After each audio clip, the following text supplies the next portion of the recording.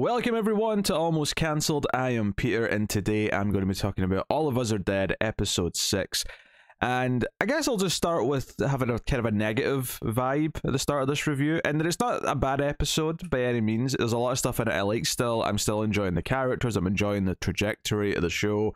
But I will say this might be the weakest episode, which is funny because I think the last episode might have been one of the strongest. And it's not because there's anything overtly bad in this episode. There's a lot of great stuff, like I say. I'm still into everything that's going on pretty much. It kind of went a little cheesier perhaps than a lot of the previous episodes. A couple of the debates that happen in this episode are decent enough, but they're not quite as good as some of the conversations or debates about what to do in prior situations. And I don't know if that's just because it was a more complex debate, because we have this idea of someone who's been bit, but not by a zombie maybe, but more by someone who's immune to the zombie virus, but can they still spread the virus? And that was a question that kind of comes up in this episode when Prez is bit by the bully who comes after everyone. Although I did really like a lot of the early stuff, probably the most in this episode, which was the planning. You know, I always talk about how I love the strategizing and the planning of what to do. And the kids finally sort of realize they can broadcast music or audio throughout the school from where they are. It's almost kind of a little bit silly that they didn't think of this beforehand, but they talk to Chung San and they tell them that they're on their way, they've got a plan. It was particularly affecting when Onjo speaks to him last and says, "You never listen to me, but please listen to me this one time," which he actually does. I mean, admittedly, he might have been about to do something by the time they showed up, but it does seem like he did listen to her this one time, so there's kind of a sweet element there to that. I will say, though, this made me feel a little old. There's a moment in this when they're figuring out their plan and they want to get to Chung San and then get to the roof. And they're going to play music in only parts of the school, so all the zombies will be attracted to the sound. And that's, you know, fine plan. I was liking all this stuff quite a bit. And then they had to like put a dagger through my heart by having Desu say, "Yeah, but how do we play music? There's no internet. We can't stream anything." And like, even before what they do in a second, where they reveal the plan or what the solution to this is, I was already like slapping my head. I'm like, oh my god, come on! There's no, like, kids today, they don't have music. They don't have like local music that doesn't stream from the internet. Hell, even when I'm using music streaming services, I still download them to my device so I can use it when I'm not connected to Wi-Fi. Like, that's still a thing I do. What kids today, damn it. But yes, and one of them looks over and goes, "We can use that." And the camera reveals a CDR that they've taped to the window, which they were using to block out the sound booth. So a CDR, for those of you who are so young and don't know what a CDR is specifically, you've probably heard of a CD. A CDR is a recordable CD, meaning that it's one that you've written to from a computer or a similar device. And I was wondering, like, what if it's blank though? It could be blank. Now you can tell, actually. I mean, I'm getting into like nitty gritty here, but if you have like writable CDs, you can actually look at the bottom of the disc and you can tell if there's data on it, because you'll see like a slightly different color versus the blank part of the disc. So you can actually tell if there's something on there to an extent. I mean, if it's full completely, you might not be able to tell because it'll just all be one color anyway. But if you can see like a divide from where it changes color, you can sort of tell that there's some data on there. What is this all to say? It's just to say that it made me feel old, and you know, the idea that there's a generation now who would think that with no internet there's no way to play music is well, it's stung a little bit, I'm not gonna lie. But no, I loved all this planning stuff, and I loved especially the idea that there's a deaf zombie, because, you know, the plan's working. All the zombies are moving along to the other end of the hallway. They're all going towards the library and the cafeteria, I think they said. But there's this one zombie, when they're sneaking out, and there's a lot of nice little bit of tension as they're waiting for this all to happen. And there's a zombie just sort of banging their heads like against like the wall on the opposite side of the, you know, not the opposite end of the corridor, but the opposite side of the corridor, next to the window. And very quickly they realize, well, yeah, but what if the zombie's deaf? What if they couldn't hear in life, then their ears won't work now that they're dead. So we get this great sequence of them sneaking past this zombie and trying to not draw its attention.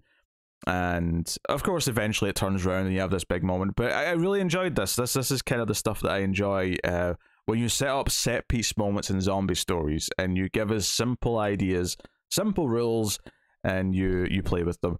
And all throughout this, of course, we have a zombie, technically. A wombie as a... No, not wombie. A hombie, that's what it was called. A half zombie. A hombie, that's what Desu called him later.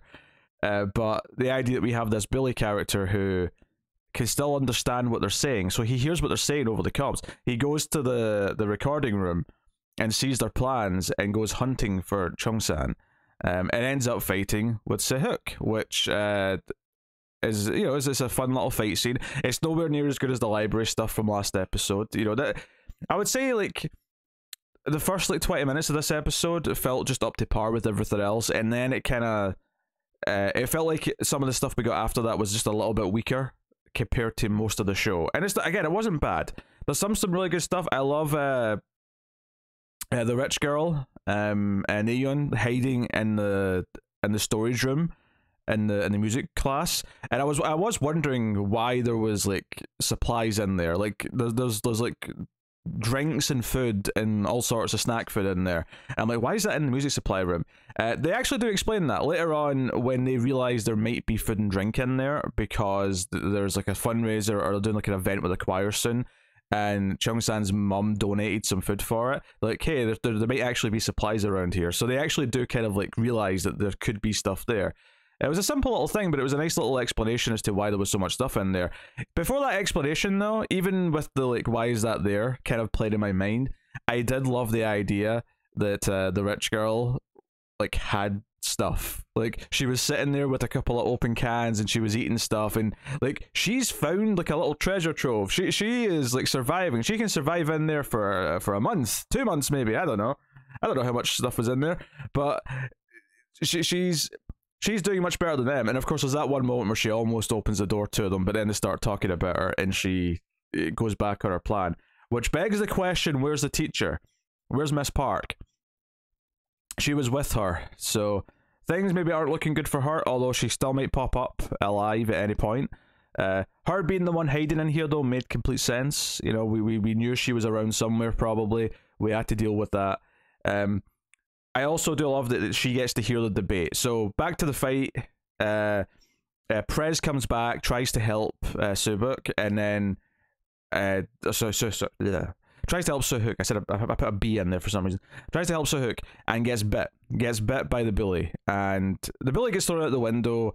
But it does immediately raise this question: does his bite infect? And I assumed it would at first because, well, why wouldn't it? I mean, just because he's kind of immune and he is like reacting differently, it's still in his blood, it's still in his system, so theoretically he could bite anyone when he wants to and turn them, which does lead to another question. So I do love that the rich girl gets to overhear they're debating about what to do about someone else who might be turning, because that was the entire scenario with her in episode 3, was that she was the one championing that they can't trust the guy who might be turning. And he wasn't. He was actually fine, and we knew to an extent that he was fine, because we'd seen like what happened and why he had the wound that he had. So we had some confirmation there. Here it's a little bit different. We know there's a reason to kind of like suspect that she will turn, and we do kind of like sympathize with the argument here. And this is the good part of this, is that like both Chung-san, who's seen the bully get bit and knows he's been infected, but then Sehuk's also fought him and knows that he was talking. He was pretty injured looking, admittedly, but he was talking and he was acting with intelligence. I mean, you know, relatively intelligence. So you understand why they're having this disagreement. You understand why it's a real debate this time. And Prez is kind of standing in the background and we have this debate. I think the reason why maybe I didn't love this debate ultimately as much as some of the past debates is I think maybe just because it got a little bit convoluted, because we had to get to the realization that Onjo eventually gets to, and I did like Onjo sort of breaking it down and saying, wait, so Chung-san, you saw the bully get bit? He's like, yes. Did you see him turn? He's like, well, no, I ran away. And then they actually get to the idea that maybe he's immune, and that conversation opens up, and we get into those ideas, which is good. Maybe it took a little bit too long to get there. Maybe it was kind of almost the love triangle-ness of it kind of starting to seep in a little bit, where Chung-san kind of accused Onjo of taking Suhook's side, or maybe it was part of that. They made just feel a little bit too messy in the middle, and that's why I wasn't as into it the entire time. But I did like the start of it. I liked it being overheard by the rich girl, because that links in perfectly with what her previous plot was. So her getting to overhear this and wanting to intervene, and maybe even thinking that she was wrong the last time. Maybe she's come to that realization. She's had a bit of time to think about what she's done, and she wants to almost intervene at a point, because like maybe she wants to say, no, I was wrong last time, let's treat this more humanely, whatever. So that stuff's good, and I like the ending of it as well. That stuff's good. Also, a little moment I want to point out that I really loved as well was Onjo kicking Chang-sung when she first sees him again, when she comes in the room. Like, first of all, it's sweet because he's like, oh, where's she, like, because he sees a few of the others, they come in and he's happy to see them, but he's like, wait, where's Onjo? Like, that's who he cares about first and foremost. But then as soon as she sees him, she kicks him, which is a great callback to episode 1, where we know that they kick each other. But also it was just a funny little payoff. And the show's good at putting in some humor here or there. There's some stuff later on as well with Dae-soo, when they're recording their emotional like videos for possible family members or survivors.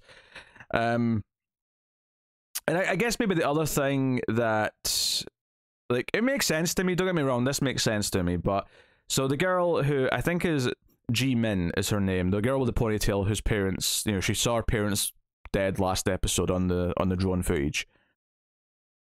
I like her stuff this episode. I like her having emotional moments with Onjo kind of then using that as a platform to talk about her sort of despair that her father promised to come to her in a crisis first, but hasn't yet, and the realization that maybe that means is because he can't, because he might be dead or something else.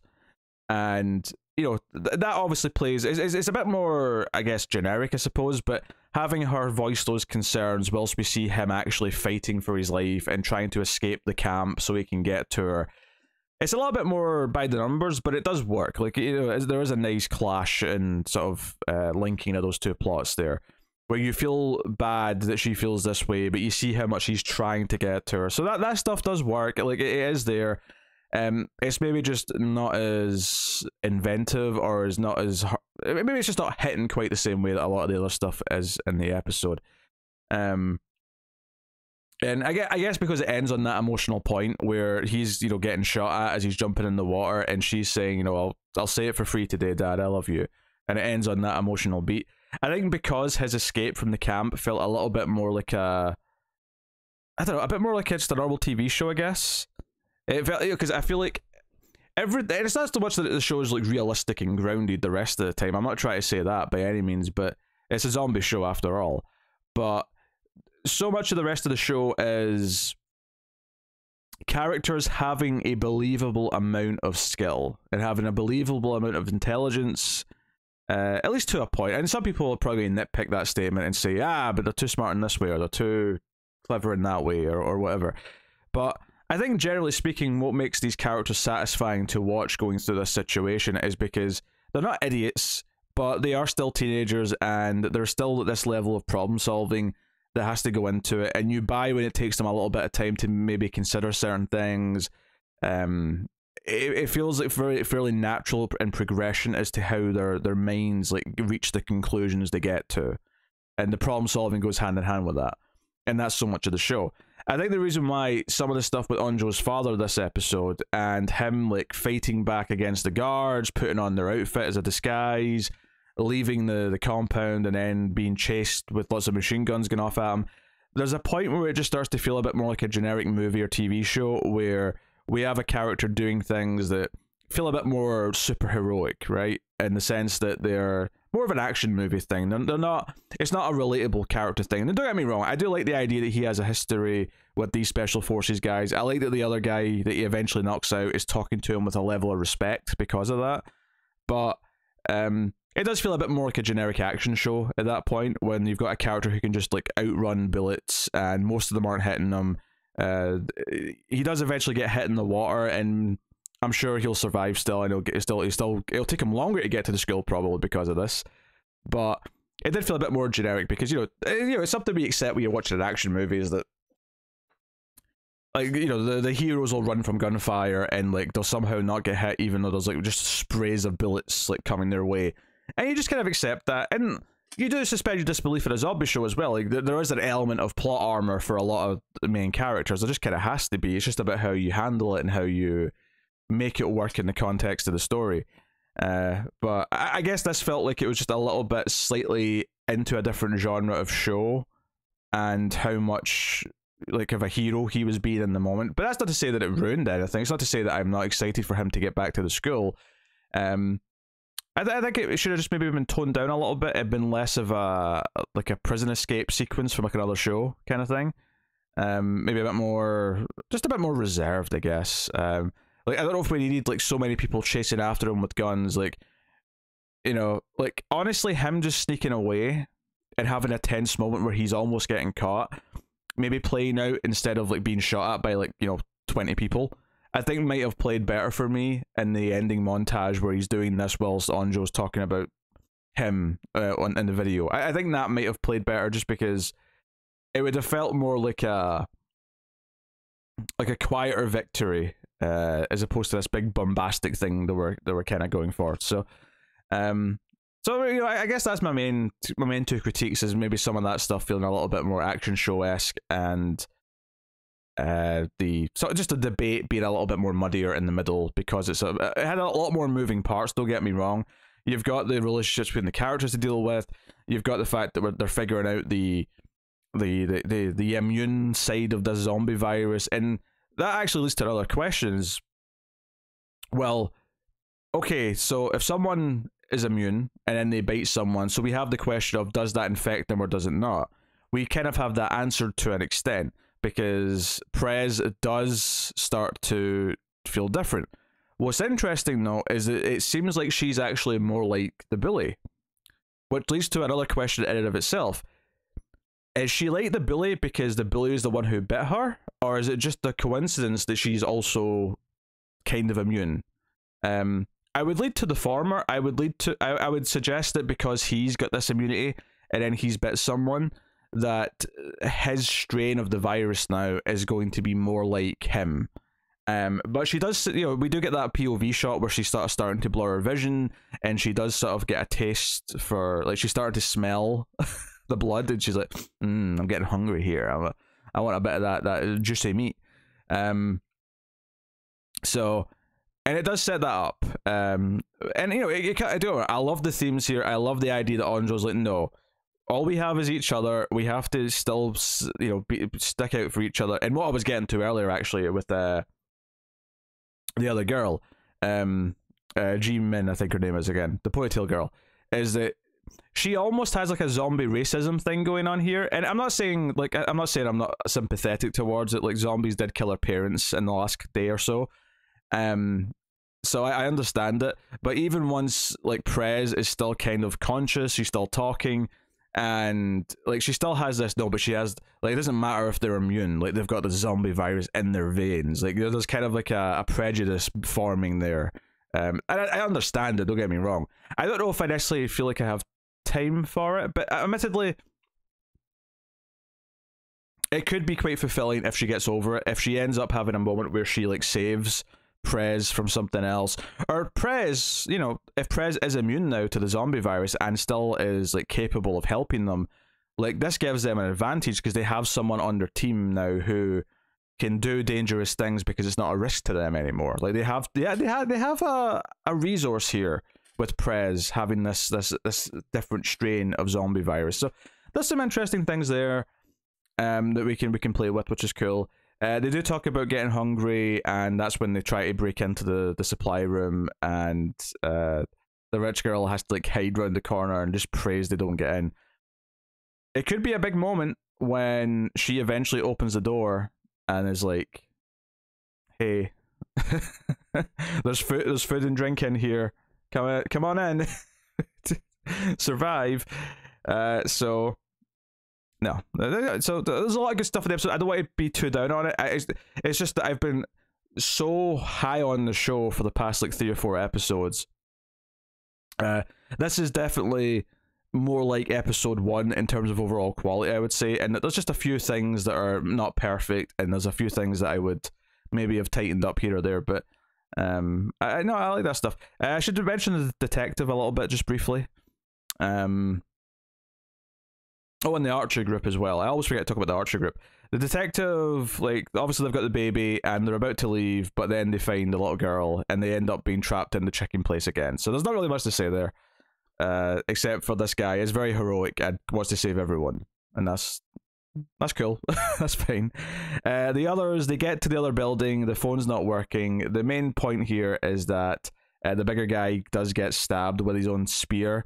It breaks off in the zombie's like chest, and then the zombie lies on top of him and he gets stabbed. So they try and patch up his wound as best they can, but they're in there now. So no. Obviously, the timing here is very important. They seem to have been outside the main school building by the time that the audio was playing over the speakers, because otherwise they would know there's other survivors and they should go and try and get help. So, you know, that's important to know. The other guy's still on the roof as well. And the other girl, the bullied girl, is kind of straightening herself back up at the start of the episode as well. There's a lot of quick snippets of some other characters and stuff. I won't mention all of them, but you do see like a reminder of a few other people that are in the story. So, no, that's cool. So, there you go. Episode 6.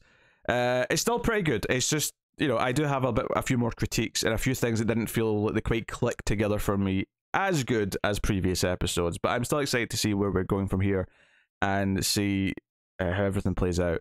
So there you go. That is the episode. So thank you once again for watching or listening. I always appreciate it. You can of course support everything we do by liking, subscribing, dinging the bell for notifications, commenting down below, let me know what you think of the episode. And of course you can support us financially over at patreon.com/MailFuzzTV for as little as $1 per month and keep all the content coming. But otherwise that is me. So thank you once again for watching or listening. I always appreciate it. Keep watching TV. Have you got any vanilla?